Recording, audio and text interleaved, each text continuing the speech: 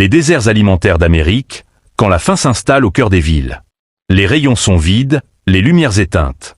Dans certaines rues, les enseignes brillent encore, mais les portes sont closes. Des familles entières parcourent des kilomètres juste pour trouver du pain. L'inflation, les vols, les coûts d'énergie, tout s'est envolé, transformant la simple survie en un luxe. Ce qui était autrefois une sortie rapide au supermarché est devenu une quête, presque une épreuve. De Seattle à Miami, les grandes villes américaines se vident de leur commerce essentiel. Ce n'est pas un incident passager. C'est le système lui-même qui s'effondre. Numéro 10. Denver, Colorado. Même les rocheuses ne sont plus à l'abri. À Denver, la prospérité d'hier s'effrite sous les néons éteints des supermarchés. Les habitants voient, impuissants, leurs épiceries fermer les unes après les autres. King Soopers, Sprout, des enseignes locales, toutes disparaissent en silence. Derrière les montagnes et les brasseries branchées, c'est une autre réalité. Les prix alimentaires ont bondi de 21%, les loyers et les salaires de 30%. Des marges de 1 à 2% ne suffisent plus. Chaque jour, certains magasins perdent jusqu'à 5 000 $ à cause des vols et des produits abîmés. Les factures d'électricité, elles, ont doublé depuis 2021. Et les fermetures frappent là où la population a le plus besoin d'aide. L'est de Colfax, Aurora, Adams County. Dans ces quartiers ouvriers, le supermarché le plus proche se trouve parfois à plus de 4 km. Pour une mère de famille sans voiture, ce n'est pas un simple détour. C'est une question de survie. Alors les gens se tournent vers les stations-service ou les magasins à 1 $, où la nourriture coûte 50% plus cher et nourrit 2 fois moins. Ce n'est pas seulement la fermeture de magasins qu'on observe ici. C'est le cœur même d'une économie urbaine qui s'arrête de battre. Et selon les autorités du Colorado, 12% des emplois alimentaires pourraient encore disparaître d'ici 2026. Numéro 9, Milwaukee, Wisconsin. Dans le nord, à Milwaukee, le silence s'installe dans les allées vides.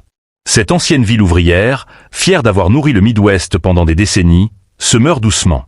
Les grandes chaînes ferment, les enseignes locales abandonnent. En 6 mois seulement, 1200 emplois ont disparu. Les prix des produits de base ont grimpé de 24% depuis 2022, tandis que les salaires ne suivent pas. Les supermarchés croulent sous les factures, 22 000 $ d'électricité, des loyers étouffants, et jusqu'à 10 000 $ de pertes par semaine à cause des vols. Les compagnies d'assurance, dépassées, parlent désormais de zone à risque. Certaines refusent même de couvrir les magasins de certains quartiers. Dans le nord de la ville, il faut parfois parcourir plus de 8 km pour acheter des légumes frais. Les épiceries fermées deviennent des entrepôts abandonnés, ou pire, des ruines. Les banques alimentaires, elles, voient la demande exploser de 34%. Ici, le repas du soir dépend de la distance qu'on peut parcourir, pas du plat qu'on veut cuisiner. Milwaukee, qui symbolisait autrefois la force ouvrière américaine, devient aujourd'hui un miroir douloureux. Quand les inégalités et la cupidité s'unissent, c'est la dignité humaine qui disparaît. Numéro 8, Miami, Floride. Sous le soleil, les façades brillent. Mais derrière les palmiers et les yachts de luxe, Miami cache une réalité bien plus sombre.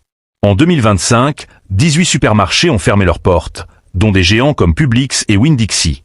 Les loyers commerciaux ont explosé de 41%. Les factures d'électricité dépassent 28 000 $ par mois, et les assurances, gonflées par les ouragans, sont devenues insoutenables. Ajoutez à cela le coût du transport. 70% de la nourriture de Miami est importée, et chaque container coûte désormais une fortune. Pendant ce temps, le fossé se creuse. Les quartiers riches, comme Coral Gables, débordent de produits frais et bio. Mais à Liberty City ou Little Havana, les habitants doivent se contenter de plats en conserve et de soda. Le ministère de l'Agriculture estime que 22% des foyers vivent en insécurité alimentaire. Les entrepôts ferment, les emplois logistiques disparaissent, et les familles s'enfoncent dans la précarité. Les experts préviennent. Si la tendance continue, Miami pourrait devenir le plus grand désert alimentaire urbain d'Amérique d'ici 2026. Sous les reflets dorés de la baie, la faim progresse en silence. Numéro 7, Washington, D.C. Dans la capitale du pays le plus riche du monde, la faim avance, discrète mais implacable. À Washington, plus d'une douzaine de supermarchés ont fermé en un an. Les loyers, passés de 28 à 45 $ le pied carré, étranglent les commerçants. Les factures d'électricité dépassent 30 000 $ par mois, et les salaires ont bondi de 25%. Les marges fondent. Les magasins ferment. Et dans le sud-est de la ville, certaines familles parcourent plus de 6 km pour trouver un magasin abordable. Les bus qui desservaient ces quartiers n'ont plus de terminus. Les gens se nourrissent de produits transformés, faute de mieux. L'insécurité alimentaire dépasse les 20% et la prochaine vague de fermeture pourrait aggraver encore la situation. Ici, la crise dépasse l'économie. C'est un problème moral. Des enfants grandissent dans la capitale américaine sans jamais voir un rayon de fruits frais. Washington brille la nuit, mais derrière ses monuments éclairés, la faim s'étend dans l'ombre. Numéro 6, Atlanta, Géorgie. Autrefois moteur du Sud, Atlanta se désagrège à vue d'œil. Derrière les tours de verre et les campus technologiques, des quartiers entiers n'ont plus rien à manger. En 2025, plus d'une douzaine de supermarchés ont fermé. Les loyers commerciaux ont bondi de 38%, l'énergie dépasse 27 000 $ par mois, et même l'entretien des réfrigérateurs coûte presque le double d'avant. Pour beaucoup, fermer est devenu la seule manière de survivre. Les habitants du sud d'Atlanta dépensent jusqu'à 80 $ par semaine en covoiturage juste pour faire leurs courses. Les anciens magasins sont transformés en entrepôts ou en salles de sport de luxe. Le taux d'insécurité alimentaire atteint 25%, un record pour la Géorgie. Et les conséquences sanitaires sont déjà visibles. Plus de diabète, plus d'hypertension, plus de désespoir. Atlanta, autrefois symbole du progrès, est aujourd'hui la preuve que la croissance sans justice finit toujours par dévorer les plus pauvres. Numéro 5, Minneapolis, Minnesota. Ville modèle du Nord, Minneapolis était autrefois citée pour sa qualité de vie. Aujourd'hui, ces quartiers s'assombrissent, vidés de leur commerce. Les coûts d'exploitation ont bondi de 35% depuis 2021. Les factures d'électricité dépassent 25 000 $ et les livraisons de produits frais coûtent 40% de plus. Les marges fondent, les portes se ferment. Dans le nord de la ville, près de la moitié des habitants vivent à plus de 3 km d'un supermarché. Ceux qui gagnent moins de 35 000 $ par an dépensent presque 20% de leurs revenus juste pour se nourrir. Et quand les magasins ferment, tout s'écroule. Les emplois, la sécurité, la vie de quartier. Les riches quartiers conservent leur marché bio. Les autres, eux, survivent avec des snacks et des repas sous plastique. Minneapolis n'est plus une ville équilibrée. C'est une fracture sociale à ciel ouvert, où la faim devient le visage de l'injustice. Numéro 4, Chicago, Illinois. Sous le scintillement de ces gratte-ciel, Chicago cache un drame. Dans les quartiers du sud et de l'ouest, les supermarchés ferment les uns après les autres. Les coûts d'exploitation ont bondi de 40%, les factures d'énergie dépassent 32 000 $ et les primes d'assurance ont doublé. Pour des milliers d'habitants, les produits de base sont devenus inaccessibles. Certains doivent parcourir 8 km pour trouver de la nourriture fraîche. Les trajets coûtent jusqu'à 50 $ en taxi. Plus de 70 000 personnes vivent désormais dans des zones sans accès alimentaire direct. Les magasins fermés deviennent des terrains vagues et la criminalité s'y installe. Le Nord, riche, commande en ligne. Le Sud, pauvre, lutte pour survivre. Quand une métropole comme Chicago n'arrive plus à nourrir ses citoyens, c'est toute une nation qui doit s'inquiéter. Numéro 3, Houston, Texas.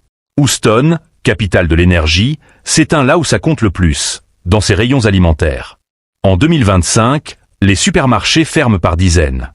Les coûts ont grimpé de 28%, les loyers dépassent 31 $ le pied carré, et les transports frigorifiques s'effondrent sous le poids du carburant. Dans le nord et le 5e quartier, il faut parcourir jusqu'à 7 miles pour trouver un magasin complet. Les familles dépensent jusqu'à 100 $ par semaine en transport. Les petits commerces ne peuvent pas prendre le relais, les loyers les étranglent. Ce qui reste derrière, c'est le vide. Des parkings déserts, des vitrines vides, des vies suspendues. Une ville bâtie sur la richesse énergétique se retrouve incapable de nourrir ses habitants. Numéro 2, Los Angeles, Californie. La ville des rêves, des lumières et des stars, s'effondre dans le silence. En 2025, Los Angeles vit l'une des pires crises alimentaires de son histoire. Plus de 20 supermarchés ont fermé dans le comté. Les coûts d'électricité dépassent 35 000 $ par mois, les loyers ont augmenté de 50% et les primes d'assurance ont explosé. Avec une inflation record de 27% sur les produits alimentaires, les chiffres ne tiennent plus.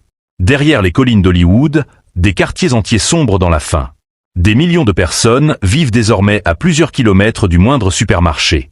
À Los Angeles, le rêve américain a un goût amer, celui de l'impossible accès à un simple repas. Numéro 1, New York, New York. Et au sommet de cette liste, New York. la ville qui ne dort jamais est désormais hantée par le silence des magasins vides. Les géants de l'alimentation ferment les uns après les autres. Key Food, Stop & Shop, Associated, plus de 35 supermarchés ont baissé le rideau en 2 ans. Dans le Bronx, à Harlem, à Brooklyn, les habitants voient leurs rayons disparaître, remplacés par des vitrines murées. Les loyers commerciaux dépassent parfois $60 le pied carré, et l'électricité coûte le double de la moyenne nationale. Les assurances, Inabordables. certaines chaînes paient plus de $250 000 par an rien qu'en couverture contre le vandalisme et les dégâts d'eau. Résultat, les grandes enseignes se retirent, laissant derrière elles un vide immense.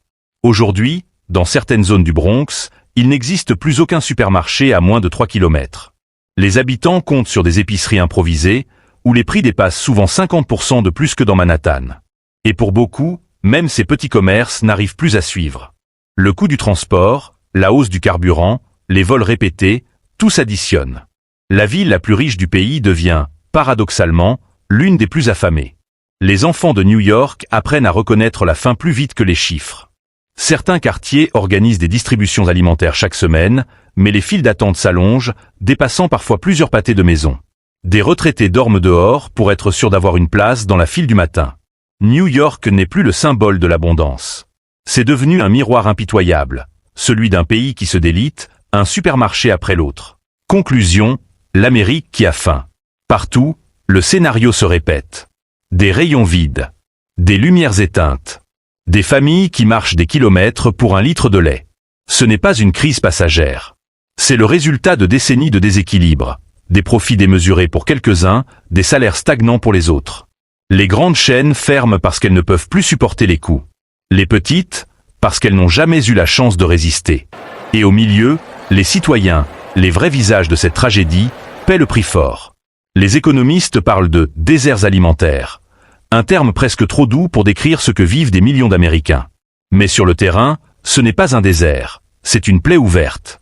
Une nation qui peut envoyer des fusées dans l'espace, mais qui ne peut plus garantir un repas sain à ses enfants. Une société qui s'effondre non pas par manque d'argent, mais par absence d'équilibre et de compassion. Chaque fermeture de supermarché, c'est un morceau de communauté qui meurt. Une lumière qui s'éteint. Une promesse non tenue. Et si rien ne change, l'Amérique pourrait bien découvrir qu'avant de manquer de pétrole, elle manquera de pain.